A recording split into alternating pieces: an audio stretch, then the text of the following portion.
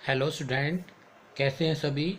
उम्मीद करता हूँ बेटा सभी ठीक होंगे। एक बार फिर से स्वागत है आपका अपने यूट्यूब चैनल पैशन केमिस्ट्री पर। तो जैसे लास्ट वीडियो के जो हमने लास्ट वीडियो डिस्कस किया था उसमें मैंने एंडिंग में बताया था आपको कि हमारा जो नेक्स्ट लेक्चर होने वाला है वो native state of proteins and denaturations, native state of a proteins and denaturation. और ये बेटा देखो प्रोटीन का पार्ट है, ये हमारा क्या है, लास्ट पार्ट है प्रोटीन का। फिर इसके बाद हम डिस्कस करेंगे एंजाइम। क्या डिस्कस करेंगे? एंजाइम। ठीक है, तो देखिए, अगर जिसने मेरा लास्ट वीडियो नहीं देखा है जो कि हमने डिस्कस किया था about structures of proteins, 4 different level पर हमने स्ट्रक्चर्स डिस्कस की थी प्रोटीन की, वो बहुत ही इंपॉर्टेंट है बेटा आपके लिए। चाहे वो कोई भी एग्ज़ाम है, board exam, NEET, JEE, state है जो आपका पीजीटी लेवल, या आपका कोई भी एमएनएस है, मिलिट्री नर्सिंग सर्विस, जो आपका एक एंट्रेंस होता है, ठीक है, उसके लिए बीएससी नर्सिंग एंट्रेंस एग्ज़ाम के लिए, चाहे वो एम्स है, कोई भी है, चाहे उन सभी के लिए क्या है, बहुत ही इंपॉर्टेंट है बेटा। तो एक बार वो वीडियो आप ज़रूर देखिएगा। तो चलिए आज हम डिस्कस करते हैं native state of proteins. Native state of proteins या डीनेचुरेशन ऑफ प्रोटीन्स क्या होता है, क्लियर है। तो वीडियो स्टार्ट करने से पहले मैं सभी स्टूडेंट को कहना चाहूँगा वो अपने पास अपना पेन और नोटबुक साथ रखें और अपने नोट्स को खुद से प्रिपेयर करें। और अगर मेरे चैनल पे कोई स्टूडेंट्स नया है तो प्लीज़ चैनल को सब्सक्राइब करना ना भूलिए। तो नेटिव क्या बेटा? Native state. तो ये प्रोटीन्स की एक ऐसी स्टेट होती है बेटा जी जिसमें प्रोटीन की स्ट्रक्चर्स, जो स्ट्रक्चर्स हमने डिस्कस की थी, प्राइमरी, सेकेंडरी, टर्शरी, क्वार्टनरी, वो एज इट इज़ रहती है। समझ पा रहे हो आप? जैसे प्राइमरी स्ट्रक्चर्स में मैंने आपको क्या बताया था, एक लीनियर स्ट्रक्चर्स होती है जिसमें अमीनो एसिड पेप्टाइड बॉन्ड के थ्रू क्या करते हैं, अमीनो एसिड पेप्टाइड बॉन्ड के थ्रू कनेक्ट होते हैं और उसमें एक सीरीज बनती है ऐसे लीनियर वे में, क्लियर है। और आपको सेकेंडरी मैंने 2 लेवल पर बताई थी जो कि क्या थी, फाइब्रस और ग्लोबुलर। ऐसे ही टर्सरी मैंने बताई थी और क्वार्टनरी आपको पीछे समझा दिया था सब कुछ। तो ये एक ऐसी स्टेट होती है बेटा जिसमें क्या होती है, जो all structures are remain same, yes remain such as, ठीक है, it is normal, it is normal physiological physiological state of a protein in which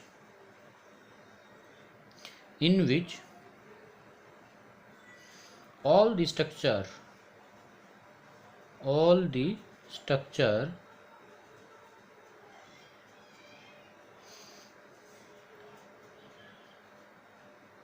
all the structures are present such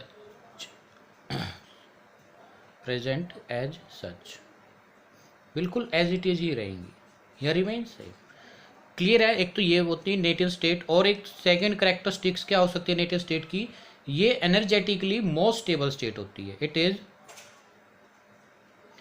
is energetically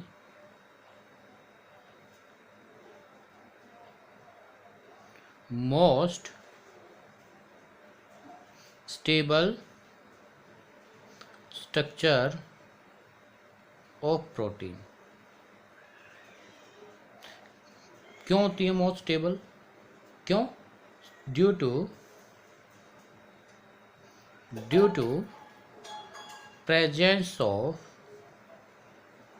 maximum bond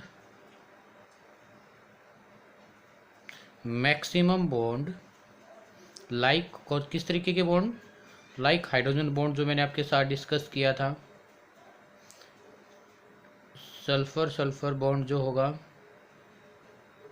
ठीक है, salt bridge, HB में भी होता है salt bridge, ठीक है, जो कि उसकी कवरिंग करता है, ओके। और आपका क्या है, जैसे हम दिखा रहे हैं NH3 पॉजिटिव OOC नेगेटिव, ये कार्बन टर्मिनल और ये हमारा nitrogen terminal. And van der Waals forces, and van der Waals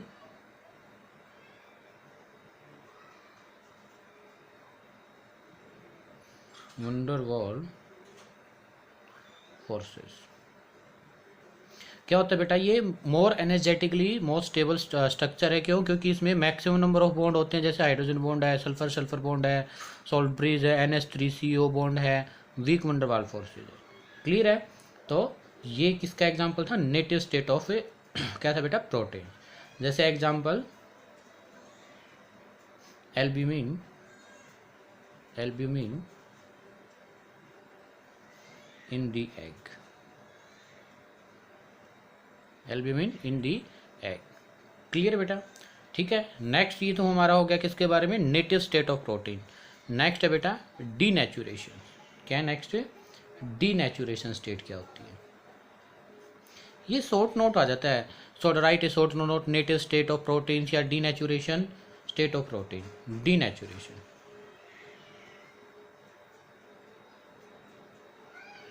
denaturation क्या होता है? देखो,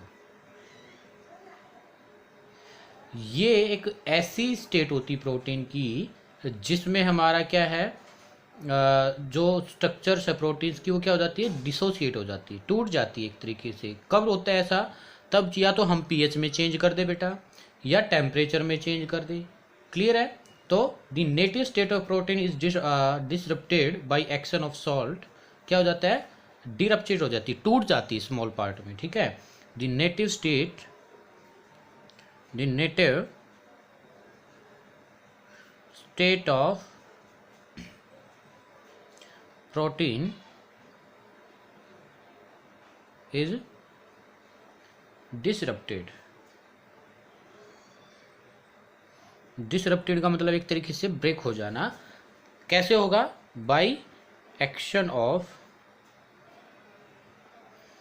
टेम्परेचर, और क्या बताया था मैंने? pH change. pH लेवल हमारी बॉडी का क्या हो जाता है? चेंज। और किसकी वजह से? Salts,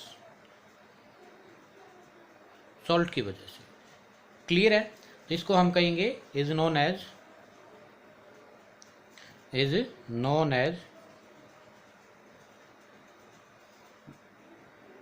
denaturation state of protein. Clear है बेटा? तो मैंने जैसे बताया, in this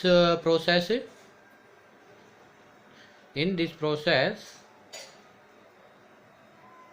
structure of protein is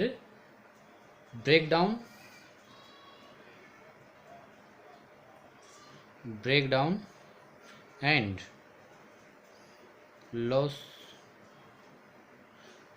losses its biological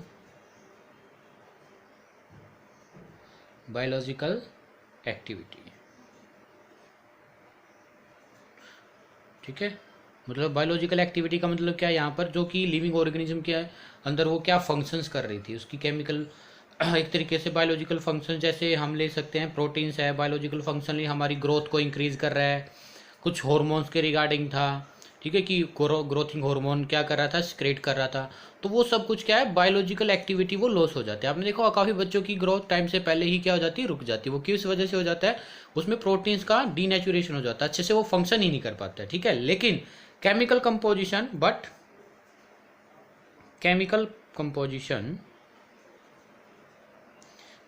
composition,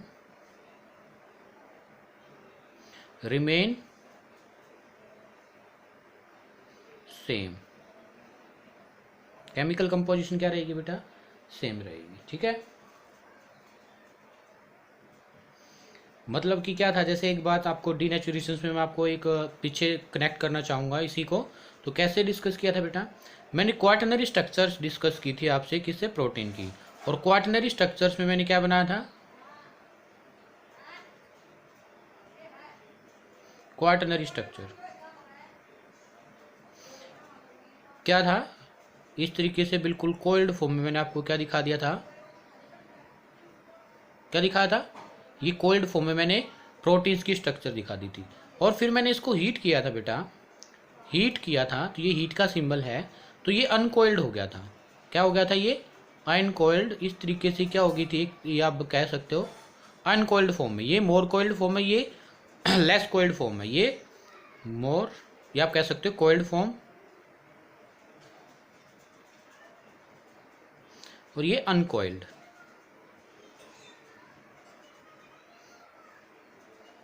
uncoiled form कब, तब मैंने इसको हीट किया।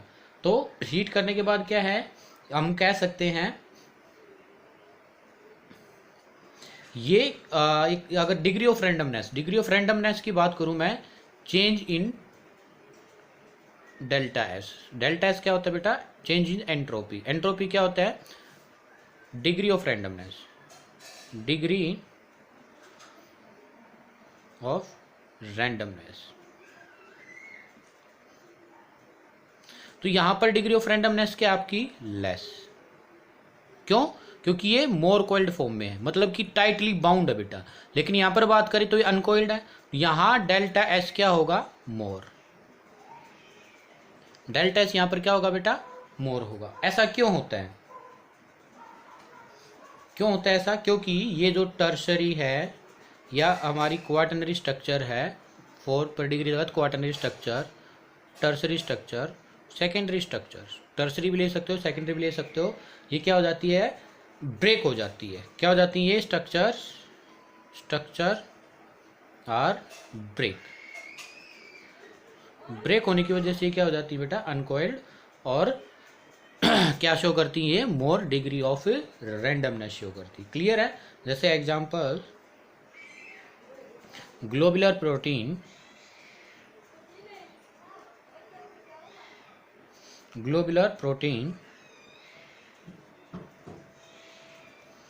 ठीक है, ये क्या होती है, सोल्यूबल।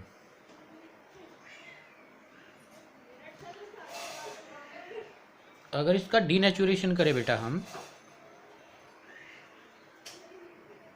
क्या करें, डीनेचुरेशन, तो ये फाइबर प्रोटीन में कन्वर्ट हो जाती है।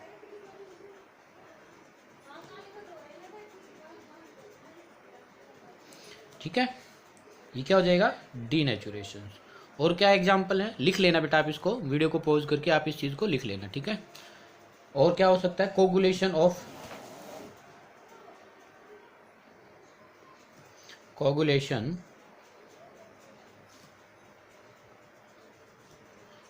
ऑफ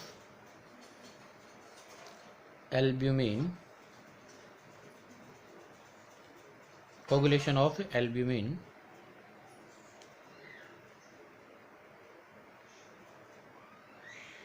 ठीक है, upon boiling of egg, boiling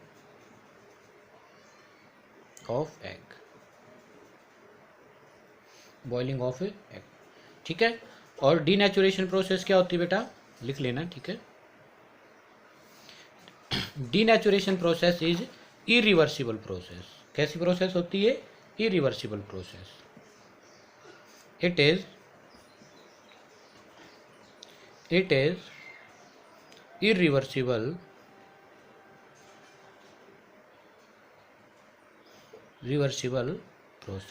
irreversible process. Clear है। और इसका एग्जांपल हम व्हेन डाइजेशन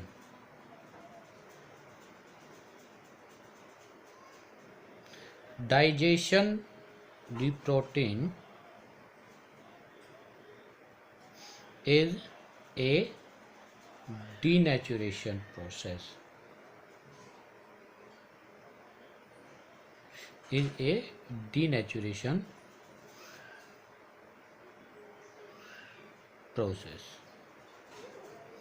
क्लियर है। तो ये सब कुछ किसके बारे में था, हमारा native state of protein and denaturation of A protein. Clear है बेटा। ठीक है, तो ये हमारा सब कुछ जो डिस्कशन था ये था अबाउट प्रोटीन्स। तो हमने क्या क्या डिस्कस किया था प्रोटीन में, प्रोटीन की डेफिनेशंस, प्रोटीन बनता कैसे है, alpha amino acid, alpha amino acids के दौरान ही हमने क्या देखा था, peptide bond, dipeptide, polypeptide, polypeptide से फिर ज़्यादा अगर वेट हो जाता है हमारा किसका, greater than 1000 atomic mass unit, AMU से अगर ज़्यादा 1000 एएमयू से ज़्यादा अगर वेट हो जाता है तो वो क्या करता है बेटा, प्रोटीन फॉर्मेशन कर लेते हैं। फिर प्रोटीन्स की हमने क्या थी, टाइप्स देखी थी, ठीक है। फाइब्रस था, ग्लोबुलर था, केमिकल कंपोजिशंस के बेस पर भी हमने क्या था, प्रोटीन्स की टाइप देखी थी, ठीक है। फिर उसके बारे में हमने क्या किया था, स्ट्रक्चर डिस्कशन। स्ट्रक्चर्स क्या थी आपकी, primary, secondary, tertiary and quaternary. आज हमने क्या डिस्कस किया बेटा, native state of proteins, denaturation. Clear है। तो ये आपका क्या है, इसी में से आपसे मैक्सिमम पार्ट क्या पूछा जाता है बेटा, प्रोटीन्स का। क्लियर है। इसके बाद आपका आता है एंजाइम। देखो एंजाइम के बारे में मैंने कुछ तो डिस्कशन किया था आपका, surface chemistry.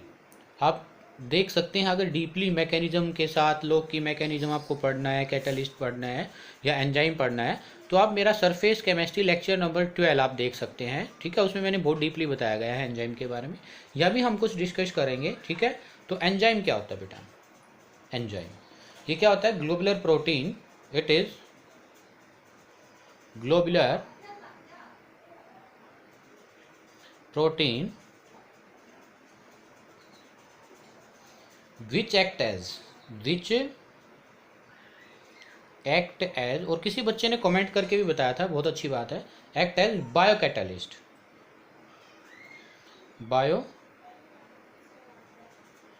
Catalyst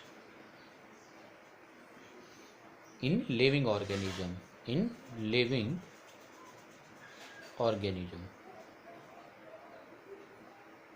is called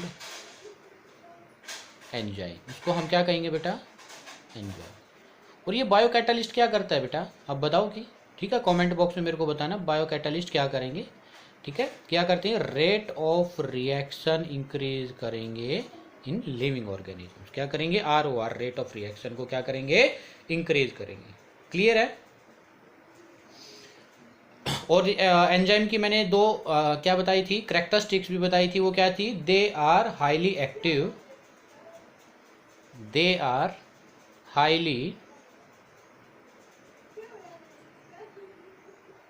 highly active और they are highly selective.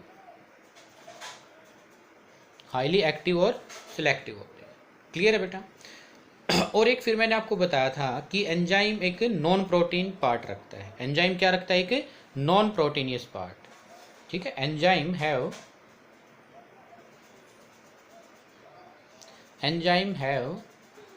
A non proteinaceous part, जिसको आप क्या कहते थे, प्रोस्टैटिक ग्रुप, कॉल्ड प्रोस्टैटिक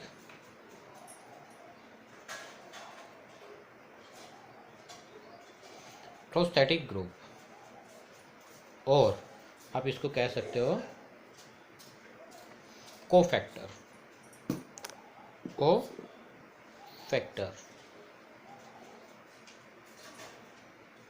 या आप इसको कह सकते हो कोएंजाइम। मतलब क्या है, ये क्या करेगा, एक नॉन प्रोटीनियस पार्ट होता है बेटा, ठीक है, या इनऑर्गेनिक पार्ट हो सकता है, जिसको हम कह सकते हैं प्रोस्टैटिक ग्रुप, कोफैक्टर या कोएंजाइम। को का मतलब यहाँ पर है बेटा साथ देने वाला, कोऑपरेटिव। क्या है, कोऑपरेटिव, ठीक है, या कोएंजाइम। और ये क्या करता है, एंजाइमेटिक एक्टिविटी को कंट्रोल करता है। It control the activity of enzyme. कौन सी activity, biological activity of enzyme. जैसे कुछ एग्जांपल्स लिख रहा हूं मैं यहाँ पर, जैसे हमारे पास अमाइलेज, ठीक है, पेप्सिन, यूरिएज, ये कुछ एग्जांपल एक्स्ट्रा, ठीक है। ये किसके एग्जांपल है बेटा, एंजाइम के। क्लियर है, ठीक है। देखो जो स्टार्च है, स्टार्च को ग्लूकोज में बदलने के लिए स्टार्च को एक मैंने बताया था, स्टार्च क्या होता है आपका, बोलना जरा, बताना कमेंट बॉक्स में, स्टार्च क्या होता है। ठीक है, इसका आपको कमेंट बॉक्स में बताना। और इसको किस में कन्वर्ट कर रहे हैं हम, एन ग्लूकोज में। किस में, एन ग्लूकोज। ठीक है,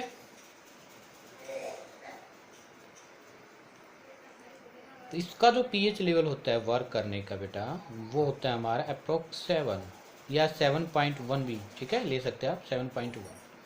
क्लियर है। प्रोटीन्स, प्रोटीन्स जो कि अल्फा अमीनो एसिड में कन्वर्ट होगा, अल्फा अमीनो एसिड, उसका जो पीएच लेवल है वर्क करने का वो कितना होगा, अप्रोक्स 2। ये तो हमारा जो एंजाइम की रिक्वायरमेंट होती है वो होती है अमाइलेज। और प्रोटीन को अल्फा अमीनो एसिड्स में, यानी कि प्रोटीन्स को ब्रेक डाउन करने के लिए किस एंजाइम की रिक्वायरमेंट होगी, पेप्सिन। किसकी होगी बेटा, पेप्सिन। याद रखना है। स्टार्च यानी कार्बोहाइड्रेट को ग्लूकोज में, और इसको हम क्या कहते हैं, कमेंट बॉक्स में आपका रिप्लाई आ गया होगा तो भी मैं आपको बता देता हूँ, मैच कर लेना। ये क्या है, पॉलीसैकेराइड्स। किसका एग्जाम्पल है, पॉलीसैकेराइड्स। यानी कि कार्बोहाइड्रेट की 100 या 1000 यूनिट से ज़्यादा तब कंबाइन हो जाती हैं तो उसको स्टार्च बोलते हैं हम। ठीक है, मैंने फॉर्मेशंस भी दिखा रखी है कार्बोहाइड्रेट्स में इसकी। तो इसको छोटे पार्ट में कन्वर्ट करने के लिए कौन सा एंजाइम, अमाइलेज। और प्रोटीन्स को अमीनो एसिड में कन्वर्ट करने के लिए पेप्सिन। काफ़ी बार ऑप्शनल टाइप में पूछ लिया जाता है आपसे ये। क्लियर है। नाउ को एंजाइम मैंने आपको बता दिया। को एंजाइम क्या करता है, एक नॉन प्रोटीनियस पार्ट होता है जो कि क्या करता है, बायोलॉजिकल एक्टिविटी को कंट्रोल करता है। और ये को एंजाइम कैसा होता है, इनऑर्गेनिक। इनऑर्गेनिक। क्लियर है बेटा। ओके। एक एग्जांपल्स और भी दिखा देता हूँ किसका, को एंजाइम का। राइबोफ्लाविन फॉस्फेट,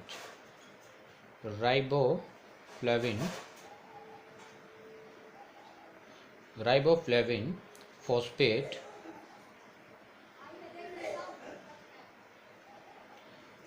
एक इज कोएंजाइम फॉर फ्लेवोप्रोटीन,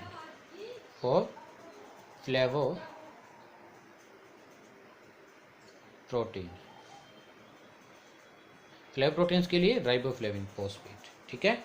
अब कुछ कैरेक्टरिस्टिक्स के बारे में बात कर लेते हैं हम, एंजाइम की characteristics of enzyme. Characteristics of enzyme.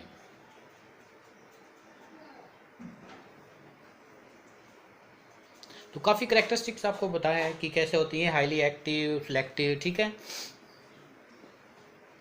इतना क्या होता है ये, हाईली एक्टिव, और क्या होंगे, सिलेक्टिव। और क्या प्रॉपर्टीज हो सकती है बेटा, ठीक है, जो मैंने आपकी सरफेस केमिस्ट्री बता रखी है, बहुत सी प्रॉपर्टीज के बारे में बता रखा है। One enzyme can catalyse particular bio process, मतलब ये स्पेसिफिक होंगे। एक एंजाइम एक स्पेसिफिक प्रोसेस के लिए क्या करता है, वर्क करता है। तो one enzyme can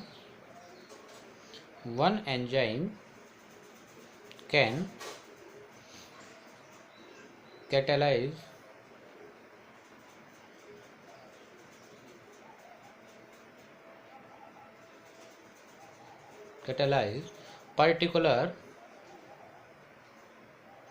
particular bio process।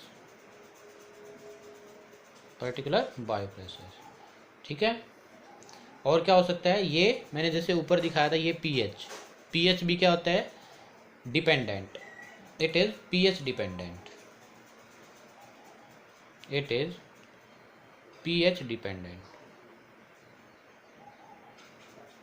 और क्या हो सकता है बेटा, enzyme stop work when pH is change. ठीक है। Enzyme are not consume in body. Enzyme क्या होते हैं, वेरी इंपॉर्टेंट प्रॉपर्टीज लास्ट वाली, enzyme are not consumed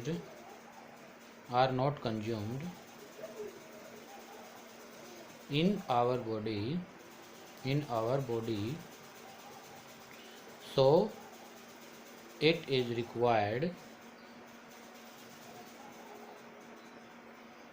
required in small amount, clear है बेटा? ठीक है, तो ये कुछ क्या थे बेटा, करेक्टरिस्टिक्स थे एंजाइम के। ओके, अब हम डिस्कस करेंगे disease caused by enzyme deficiency. Disease के बारे में, किसके बारे में? डिजीज के बारे में डिस्कस करेंगे। Disease caused by enzyme deficiency, enzyme deficiency. ठीक है, तो जैसे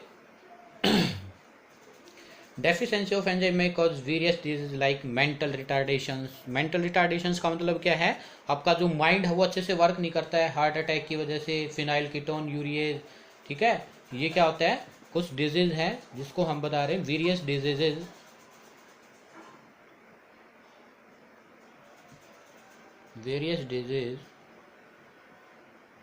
like mental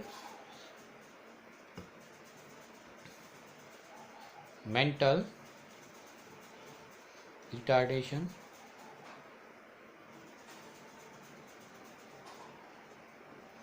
heart attack.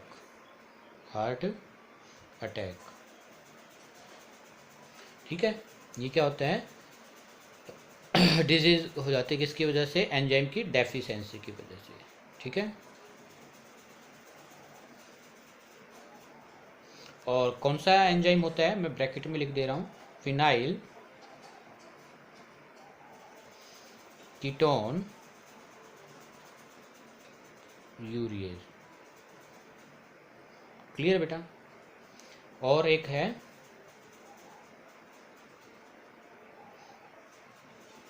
Disease जिसको हम कहते हैं albinism.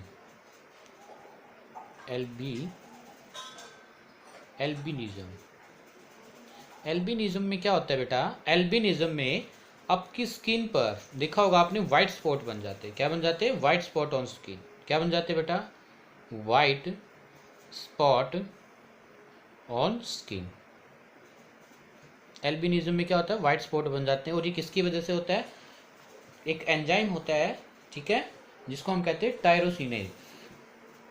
It is caused by deficiency of enzyme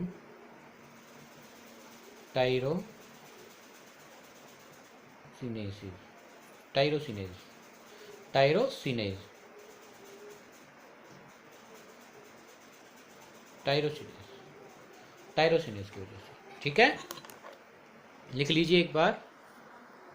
लिख लिया? एक एंजाइम होता है बेटा स्ट्रिप्टोकाइनेज।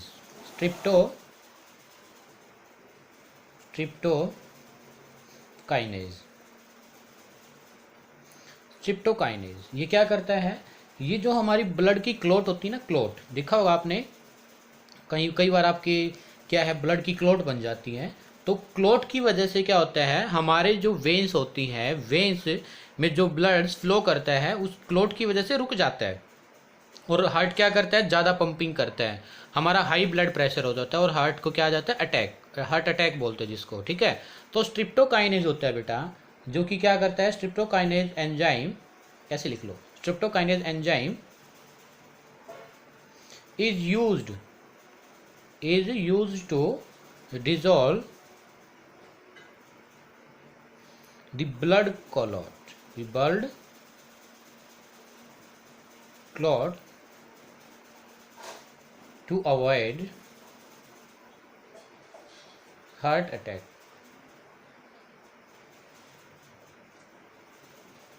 कौन सा एंजाइम है? स्ट्रिप्टोकाइनेज।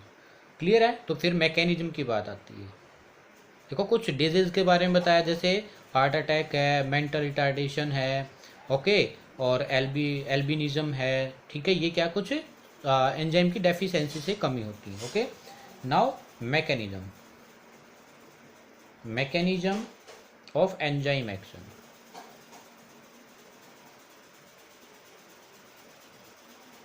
ये आप डिस्कस करना डीपली, मेरा वीडियो है सरफेस केमिस्ट्री लेक्चर नंबर 12, वहाँ से आप इसको मैकेनिज्म को समझ सकते हो। ठीक है, वैसे मैं दिखा दे रहा हूँ। पहले क्या होता है, एक एंजाइम होता है ई प्लस सबस्ट्रेट होता है, क्लियर है, वो आपस में एक इंट्रामोलिकुलर क्या है स्ट्रक्चर्स बनाते हैं, इंटरमीडिएट स्ट्रक्चर बना, जिसको हम बोलते हैं E S substrate, E S complex बोलते हैं इसको। ठीक है, और ये ई एस कॉम्प्लेक्स आगे जाकर के क्या करता है बेटा, ई प्रोडक्ट बनाता है, एंजाइम प्लस प्रोडक्ट, और लास्ट टाइम में ई प्रोडक्ट क्या हो जाता है, एंजाइम अलग हो जाता है प्लस प्रोडक्ट अलग हो जाता है। प्रोडक्ट हो सकता है 1 हो, 2 हो सकता है प्रोडक्ट, 3 भी प्रोडक्ट हो सकते हैं एंड सो ऑन। क्लियर है, यहाँ पर कुछ ना कुछ क्या होते हैं बेटा, जो ये सबस्ट्रेट एंजाइम सबस्ट्रेट कॉम्प्लेक्स बनता है, इसमें हाइड्रोजन बॉन्डिंग होती है। क्या होती है, हाइड्रोजन बॉन्डिंग। तो देखो पहले एंजाइम सबस्ट्रेट के साथ कंबाइन करके E ACE enzyme substrate complex बनाएगा, और इस कॉम्प्लेक्स में हाइड्रोजन बॉन्डिंग होगी। ठीक है, फिर एंजाइम सबस्ट्रेट क्या करेगा, आपस में रिएक्ट करके एंजाइम प्रोडक्ट बनाएगा, और एंजाइम प्रोडक्ट लास्ट टाइम में क्या करेगा, ब्रेक डाउन होकर के एंजाइम अलग हो जाएगा, और आपका प्रोडक्ट 1 2 3 या प्रोडक्ट सिंगल भी हो सकता है, it's depend upon condition. Clear है, फिर है एप्लीकेशंस। एप्लीकेशंस क्या होगी बेटा, फर्मेंटेशन। फर्मेंटेशन फर्स्ट आपकी application, fermentation of carbohydrates, fermentation of carbohydrates. Clear है, फर्मेंटेशन का मतलब क्या, कार्बोहाइड्रेट्स को स्मॉल पार्ट में डिसोसिएट कर। क्लियर है, preparation of, it is used for preparation of sweet syrup,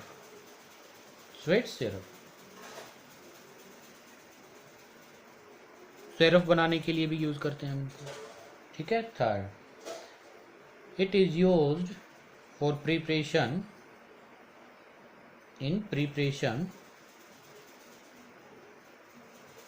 of चीज by coagulation process, by coagulation